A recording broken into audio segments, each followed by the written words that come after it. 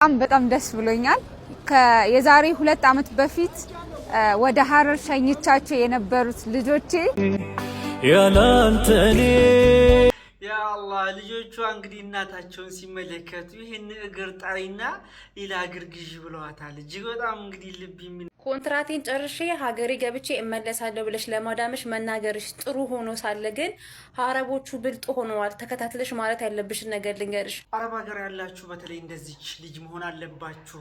ከሰቦቿ ከአሰሪዋ ከመዳም ጋር እንዴት ራሷን እንደምታስከብር እች ልጅ እስቲ ተመልከቷት። ሀበሻ ዜጋችን ማለት ነው። እንደዚህ ጎበዝ ቆፍጠን ማለት አለባችሁ። ወላሂ አንድ ቢስጥር ልንገራችሁ። ሼህ መሐመድ ብን አብዱል ወሃብ የሚባሉት ይሄ መከረኛው ወሃቢ ምናምን የሚባሉበት ሰው የሚታችበት ሰው አንድ ነገር ተናገሩ። በግራም በቀኝም አስከፊና አሳዛኝ ፈተናዎችን እየሰማን በየቦታው ያሉ የሰላም መናጋቶች የሰላም መጥፋቶች فمن شرح الله صدره للإسلام فهو على نور من ربه السلام عليكم ورحمة الله وبركاته. سلام ودنا تكبروا ቻናል ተከታታዮች ባላችሁበት የአላህ ሰላም እዝነት ተረዳችሁ ነው ኢንሻአላህ።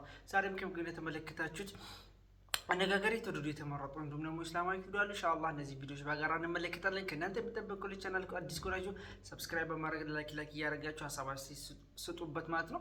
አልহামዱሊላህ ስም አልহামዱሊላህ። ሰሞኑን የተሞሸረችው እህታችን አፍናን ማለት ነው ልጆቿን አግኝታለች። ፈጠረው አፍናን እንግዲህ 2 ልጆች እንዳላት እናውቃለን። ልጆቿን ኤርፖርት ድረስ ሂዳ ተቀብላለች። ከአመታት በኋላ ከልጆቿ ጋር ተገናኝታለች። እጅግ በጣም ልብ የሚነካ ቪዲዮ ነበር። እስኪ ቪዲዮን እንመልከት። አሰላሙ አለይኩም። ዛሬ በጣም ደስ ብሎኛል። የዛሬ 2 አመት በፊት ወደ ሐረር ሸኝቻቸው የነበሩት ልጆቼ በመሃል ያው ያመኛል ስድን ደግሞ እየሄድኩ እያየዋቸው ነበርና አልহামዱሊላህ ረቢል ዓለሚን ዛሬ ቦሌ ኤርፖርት እየጠበቅኳቸው ነው ያለሁት። አልহামዱሊላህ በድጋሚ ምክንያቱም እተነፍሳለሁ፣ እራመዳለሁ፣ ወጥቼ እገባለሁና ያው በሁለት እግሬ ነበረ ቆሜ የሸኘኋቸው። ዛሬ ግን አልሆነም። በአንድ እግሬ ቆሜ እየጠበቅኳቸው ነው ያለሁት። አልহামዱሊላህ ያው ረስተውታል፣ እግሬ መቆረጡንም ረስተውታል። እስቲ አብረን እንያቸው። ተቀበሉን። ያላንተኔ ትርጉም አልባ ነው ዘመኔ ያላንተኔ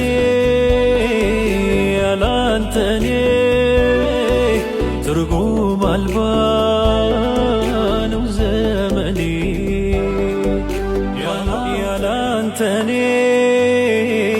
ያላንተኔ ትርጉም አልባ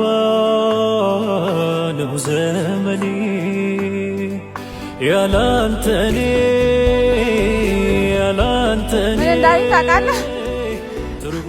ይሄኛውን ጣዩና እግር ግዢ፣ ሌላ እግር ግዢ። ልጆቿ እንግዲህ እናታቸውን ሲመለከቱ ይሄን እግር ጣይና ሌላ እግር ግዢ ብለዋታል። እጅግ በጣም እንግዲህ ልብ የሚነካ ቪዲዮ ነው። ቪዲዮን ተመልክታችኋል። እንኳን ደስ ያለሽ። ወላሂ በጣም ልብ የሚነካ ነው። እንግዲህ በሁለት እግሮቿ ቆማ ነበረ ኤርፖርት ድረስ ሂዳ የሸኘቻቸው። አሁን ላይ ግን እንግዲህ በዚህ ሁኔታ ነው እየተቀበለቻቸው ያለው። ለዛም ደግሞ አልহামዱሊላህ ረቢል ዓለሚን ብላለች ማለት ነው። ሱብሃንአላህ ማሻአላህ። ምን እንደምላለው አቅም በጣም ነው ልቤን የነካው። ስለተደሰተች እጅግ በጣም ደስ ብሎኛል። እናንተም እንደተደሰታችሁ ተስፋ አደርጋለሁ። ልጆች ጸጋ ናቸው። ወላሂ ልጆች በጣም ተስፋ ናቸው። አላህ ልጆችሽን ያሳድግልሽ ለማለት እወዳለሁ። አሁን ያገባሽውም ደግሞ ባልሽ እንግዲህ እንደ ልጆቹ አድርገው የሚያሳድጋቸው አብራችሁ የምትደሰቱ ከቤተሰቦቻችሁ ጋር አላህ ያርጋችሁ ለማለት እወዳለሁ። እጅግ በጣም ደስ ስላለኝ ነው፣ ቃላት አጥሮኛል። እናንተ ምን ተሰማችሁ? ማሻአላህ ብያለሁ። አረብ ሀገር ያላችሁ በተለይ እንደዚች ልጅ መሆን አለባችሁ የሚል እንግዲህ መልእክት ነው። እስኪ በጋራ እንመልከትና ሀሳብ ስጥበት። ከሰቦቿ ከአሰሪዋ ከመዳም ጋር እንዴት ራሷን እንደምታስከብር እች ልጅ እስቲ ተመልከቷት። ሀበሻ ዜጋችን ማለት ነው። እንደዚህ ጎበዝ ቆፍጠን ማለት አለባችሁ። ይዋት እስቲ እሺ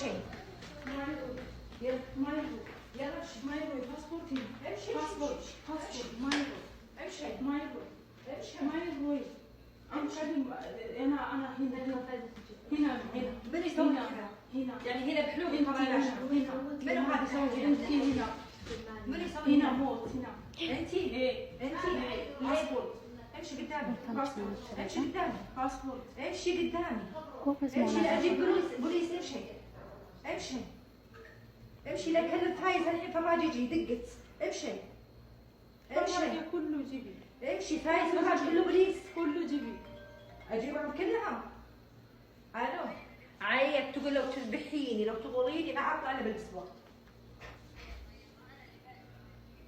يلا امشي امشي امشي مكتب امشي امشي معي الباسبورت امشي الباسبورت موجود مكتب انت باقي اقامه امشي አሁን እች ልጅ ይመስለኛል ከመዳሟ ጋር አልተስማሙም። ወደ ቢሮ ልትወስዳት ተነሳች። ፓስፖርቷ ደግሞ ቤት ውስጥ ነው ያለው። ፓስፖርቷን ስትይዝ ወደ ቢሮ ልትወስዳት ነበረ። ገባችሁ?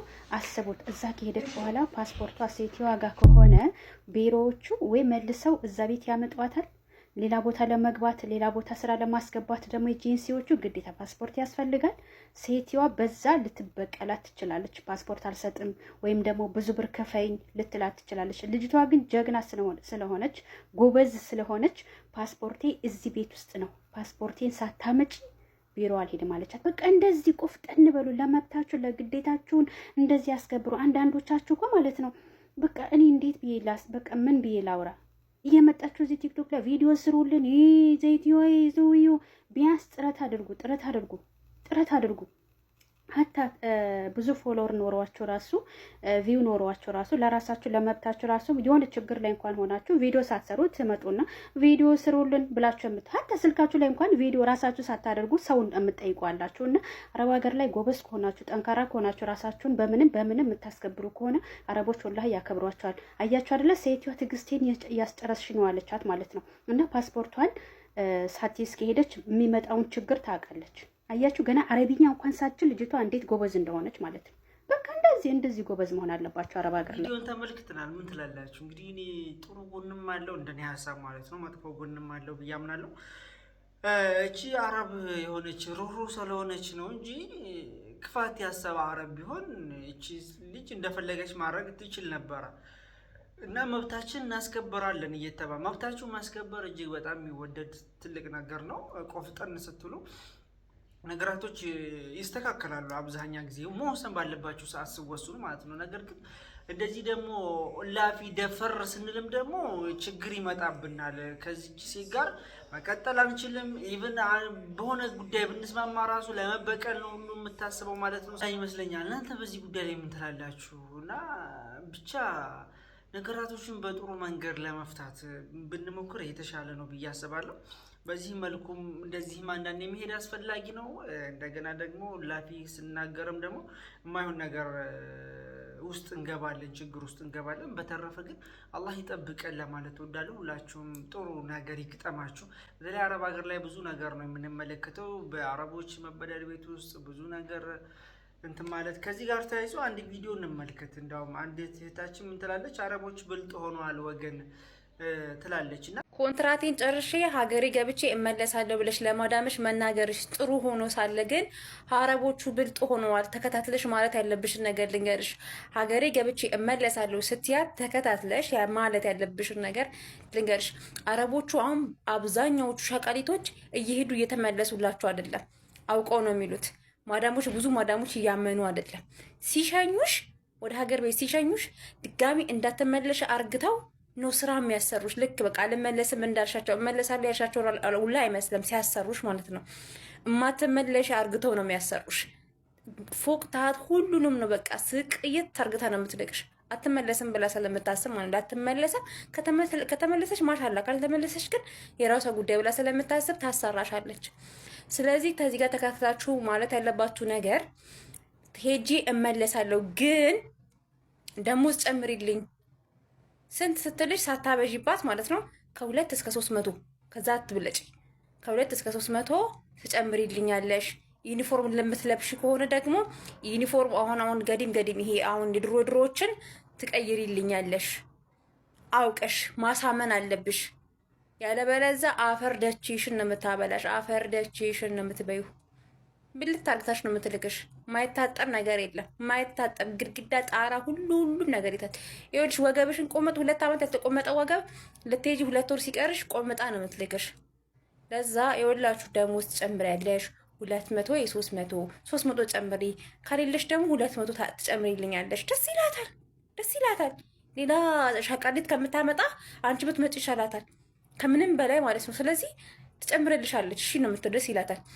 ዩኒፎርሞችን ትቀይሪልኛለሽ። ዩኒፎርም ከሌለሽ ደግሞ ዩኒፎርም እንደዚህ ዩኒፎርም ትገዢልኛለሽ። ጨማምሪባት፣ ዝም በልሽ። ይሄን ትገዢልኛለሽ፣ ይሄን ታደርጊልኛለሽ በሏት። ስመጣ እንዲህ ታደርጊልኛለሽ፣ ክፍሌ እንዲህ ታስተካክይልኛለሽ፣ ክፍል ትቀይሪልኛለሽ፣ ወይ ክፍል ከሌለሽ ደግሞ ክፍል ትስጭኛለሽ በሏት እግዚአብሔርን። ከዛ በኋላ ታምናለች እንደምትመጡ ማለት ነው። ያንን አስተካክለሽ ትጠብቂኛለሽ ወይ? እንደዛ ከሆነ እመጣለሁ በላት። ዝም ብዬ ሄጄ እመለሳለሁ። ብልጥ ሆነዋል። አሁን እርስ በርሳቸው እንዴት እንደሚያወሩ አታውቁም። በጣም ብልጥ ሆነዋል። የኔ ሴትዮ ራሱ አሁን እንደዛ ብዬ ነው ያሳመንኳት። አላመነችኝም ነበር መጀመሪያ እና እንደዛ ብላቸው ሳምኑ ለዛ ሽባ አድርጋ ነው የምትልቅሽ። ይህ ነገር አረቦች ብቻ አይደሉም፣ እዚሁ ኢትዮጵያ ላይ ሁሉ የሚደረግ ነገር ነው። ምንድን መሰላችሁ? አንድ ሰው ከስራ ሲለቅ ወይም ሰራተኞቻቸው ቤተሰብ ደርሼ እመጣለሁ እንኳን ሲባል አይ እቺ ልጅ በዛ ነው የምትቀረው ይሉና ምን ያደርጋሉ? ቤት ውስጥ ታጥቦ የማያውቀው ልብስ ይታጠባል፣ ሽሮ በርበሬ ይዘጋጃል። ስራ ፍዳዋን ነው የምታዩአቸው ሴት ማለት ነው። በረጋችን ይሄዳለሁ የምትል አይነት ሀሳብ ሲነሳባት ማለት ነው። እና ያው እዛ ሀገር ላይ ደግሞ አረቦች ያው እናንተ ድንገት መሄድ አትችሉም ይመስለኛል። እና እንዳለችው በቃ የአመቱን ስራ ነው በአንዴ ሁሉ የሚያሰሯችሁ የሚጎዷችሁ። ከዛ አንጻር ይሄ ጥሩ እንትን ይመስለኛል። እንዴት ነው ጥሩ አካሄድ ይመስለኛል። እና ተጠቀሙበት እንግዲህ የሚሆን ከሆነ ይበልጥ ደግሞ ከዚህ የተሻለ ካለ እስኪ በኮሜንት እንትን በሉኝ። እና ብቻ አላህ ጥሩ ሰዎች ይግጠማችሁ። ወላሂ ጥሩ ሰው ጋር ተሳሰሩ። ጥሩ ለጥሩ ነው ይባላል። ጥሩም ብትሆኑ ግን አንዳንድ ሙጅሪሞች ሰዎች አሉ እና ብቻ አላህ ከነሱ ይሰተራችሁ። በሄዳችሁበት በሙሉ ክፉ አይንካችሁ። በግራም በቀኝም አስከፊና አሳዛኝ ፈተናዎችን እየሰማን በየቦታው ያሉ የሰላም መናጋቶች፣ የሰላም መጥፋቶች፣ ዓለሙ ላይ እየደረሱት ያሉ አህዋሎች፣ ዕለት ከዕለት መነካካቶችን ስናይ አስደንጋጭ፣ አስፈሪ ምን እየመጣ ይሆን ብለን እንድናስብ የሚያደርጉ ናቸው። ሰላም እስሙ ምን አስማኢላሂል ሑስና ከአላህ ስሞች አንዱ ስም ነው። የህይወታችን ትልቁ ጉዳይ ነው ሰላም። ምክንያቱም ሁሉ ነገር ከሰላም በኋላ ስለሆነ ሰላም ሲጠፋ ሁሉ ነገር ይጠፋል። የነበረው ነገር ሁሉ ይረሳል። የተመኘናቸው ስራ፣ ትምህርት በህይወታችን ውስጥ አስፈልጎት ብለን የምናስባቸው ነገሮች ሁሉ ይቀራሉ። ስለመኖርና ነገን ስለመትረፍ ብቻ እንድናስብ እንገደዳለን። ለዚህ ነው ሙስሊሞች በእያንዳንዱ ጉዳዮቻችን ውስጥ የሌሎች ስጋት እንዳንሆን ሁልጊዜ ስለ ሰላም እንድንጨነቅ በጉዳዮቻችን ሁሉ ሰላምን እንድናስቀድም ስንገናኝ አሰላሙ አለይክ እያል ሰላም ላንተ ይሁን በሰላምታ የምንጀምረው ሰላምን እየተመኘን ለሰው ልጆች ሁሉ የምንውለው ሶላት በሰገድን ቁጥር ሶላትን ስንጨርስ ተህያችን ላይ ሰላም የሁሉ ነገር ቁልፍ አድርገን የምንገልጸው ሶላታችንን ስንጨርስ አሰላሙ አለይኩም ብለን የምናሰላምተው እንዲሁ ከሶላት በኋላም አላሁመ አንተ ሰላም ወሚንከ ሰላም ጌታችን ሆይ አንተ ሰላም ነህ፣ ሰላም ካንተ ነው፣ ካንተ የሚመጣ ነው ብለን አላህን እንመለም። የህይወት ጉዳያችን ሁሉ ከሰላም ጋር እንዲተሳሰር ከሰላም ጋር እንዲቆራኝ ያደረገን ዲን ያለ ዲን ጀማው የረቢው ድምቀት አንበሳው መውሊድ እየመጣልህ ነው ማለት እናሽቀዋለን። ይቆም ብለን እንጠይቅ ሁላችንም። ሱሐቦች አንድ እንኳን ሱሐባ የነቢን መውሊድ ካላከበረ፣ አንድ ታቢዒ የነቢን መውሊድ ካላከበረ የውዴታ ጣሪያ የደረሰ ውዴታ የነበራቸው ከመሆኑ ጋር ለነቢያችን አለይሂ ሰላቱ ወሰላም ከማንም በላይ ነቢይን ያከብሩ የነበሩ ከመሆናቸው ጋር የነቢይን ውዴታ አለይሂ ሰላቱ ወሰላም ከነፍሳቸው፣ ከንብረታቸው፣ ከቤተሰባቸው፣ ከሀገራቸው ውዴታ የሚያስበልጡ ሱሐቦች እንኳን አንድ ሱሐባ ያላከበረ ከመሆኑ ጋር እኛ መውልድን የምናከብረው ከሱሐቦች የበለጠ ነቢይን ወደን ነው። ከሱሐቦች የበለጠ ነቢይን አክብረን ነው። ከሱሐቦች የበለጠ ዲኑ ገብቶን ነው። ያንዳንዱ ሰው ቆም ብሎ ከጋጋታው ርቆ ከእልሁ ወጥቶ ራሱን ይጠይቅ። ወላሂ አንድ ቢስጥር ልንገራችሁ። ሼህ መሐመድ ብን አብዱል ወሃብ የሚባሉት ይሄ መከረኛው ወሃቢ ምናምን የሚባሉበት ሰው የሚታችበት ሰው አንድ ነገር ተናገሩ። የዘንድሮ ኩፍር ከድሮ ኩፍር እየጨመረ መጣ አሉ። ይሄ ሰው ያበዙት አልኩኝ እኔ ኪታቡን ገና ስቀራው ገና ሳልጨርሰው ርዕሱን ሙሽሪኩ ዘማኒና አሸዱ ሽርከን ምን ሽርክ الجاهليه አሉ። እንዴ ኧረ ጉድ ነው ይሄ የሚታሙት ነገር እውነት ነው ማለት ነው። ይሄ ሰው ያልኩ ደግሞ ከድሮ ከና አቡ ጀህል ከና አቡ ለሃብ ይብሳል ብሎ ደግሞ እኛን ዘመን ሙሽሪክ እንደዚህ ተቻሉ እንዲያልኩ ከዛ እሳቸው ምን እንዳሉ ታውቃላችሁ? ትክክል የሚሆኑ አይሆኑ የድሮ ሰዎች እኮ ይሄው ሱረቱል ኢስራ ላይ 67ኛ ላይ እንዳለው አንቀጽ ባህር ላይ ሆናችሁ ሲቸግራችሁ ወደ ሁሉም የምትጠሩት ይጠፋባችሁና አላህ አላህ ትላላችሁ ብሎ ፈለማ ነጃኩም ኢለል በሪ አዕረድቱም ወካነ الانسان ከፉራ ሲያወጣችሁ ግን ትተውታላችሁ ሰው ድሮም ከሃዲ ነውና ይላል ቁርአን። በዚያን ጊዜ እንደዚህ ነበሩ ነው የሚሉት። የኛ ዘመን ሲሉ ሲያመጡት እውነቱ ነው ያየሁት። ይሄው አላችሁ ፍረዱብኝ። የዘመናችን ሰው እኔ ነገሌ ሀገር ካልኩኝ ልትቆጡብኝ ነው። መከራ እኮ ነው። ዝናብ ፍለጋ የዝናብ ሼክ የሚባል አለ በሆነ ሀገር ላይ ታውቁታላችሁ። የዝናብ ሼክ አለ። ዝናብ ሲጠፋ ሼክ ጋር ሄዶ ይታረዳል አይደል? የሆነ በላእ መጥቶብናልና በላእ መልሱልን ተብሎ የሚከድላቸው ነበር እኮ። ሲቸግራቸው ነው የዘንድሮ ደግሞ ሰዎች ወደ ሽርክ የሚገቡት ነው እኮ የሚለው መሐመድ ብን አብዱል ወሃብ። እኔ አውቃለሁኝ። እኔ የነበርኩበት አካባቢ ላይ ዝናብ ሲጠፋ እነ ሼህ ገሌ ጋር ቀብር ላይ ታርዶ እንትን ካልተባለ አይመጣም ብለው የሚወስኑ ድረስ ነው ማለት። አላኩል ሐል ሰዎች ሲጨንቃቸው ሲቸግራቸው ወደ አላህ ይመለሳሉ። በደላቸው ጊዜ ያንን ማስደስታለሁ ሲሉ ለአንዱ ዶሮ ለአንዱ በቅሎ ለአንዱ ምናምን እያሉ ይሄዳሉ። በት ጉዳይ እጅግ በጣም የሚያሳስብ ነገር ነው። አላህ ሁሉም ነገር ሰላም ያድርግልን፣ ሀገራችን ሰላም ያድርግልን። የምንሰማቸው ነገራቶች የሚከሰቱ ነገራቶች እጅግ ለጆሮ ሁሉ የሚከባበዱ ናቸው። ብቻ ሁላችንም አላህ ሰላም ያድርግልን ለማለት እወዳለሁ። ኡስታዝ አቡበክር የሚያስተላለፈው መልእክት አለ፣ በሰማነው የምንጠቀም ያድርገን። ዛሬ ቪዲዮአችን ይመስል ነበር። አብራችሁ ስለቆያችሁ ከልብ አመሰግናለሁ። ሰላም አለይኩም ወራህመቱላሂ ወበረካቱ። መልካም